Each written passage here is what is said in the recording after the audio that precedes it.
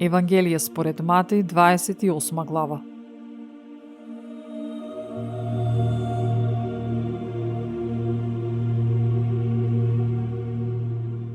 Кога измина саботата, на осамнување на првиот ден на седмицата дојдоа Марија Магдалена и другата Марија да го видат гробот.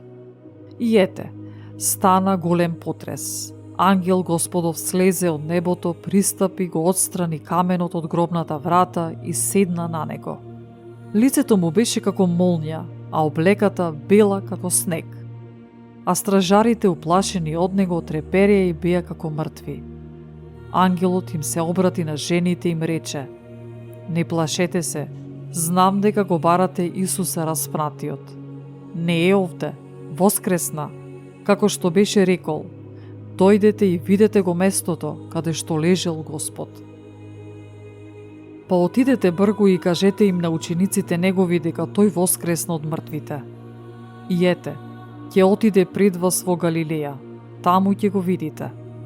Ете, ви кажав.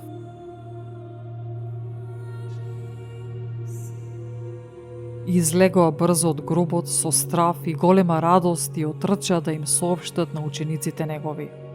Кога одеа да им јават на неговите ученици, ете, Исус ги пресретна и им рече: „Радувајте се!“ А тие се приближија, ги гушнаа нозете негови и му се поклонија. Тогаш Исус им кажа: „Не плашете се, одете и соопштете им на браќата мои, да отидат во Галилеја и таму ќе ме видат.“ Кога одеа тие, ете, некој од стражарите, влегувајќи в град, им кажа на првосвештениците за сето она што беше станало.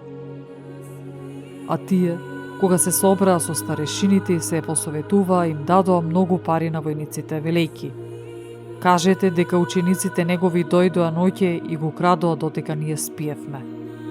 И ако за тоа чуе управникот, ние ќе го убедиме и вас ќе во слободиме од грижа.“ А тие ги зедоа парите и направија како што беа научени. И тој глас се пренесува меѓу јудејците и до денес.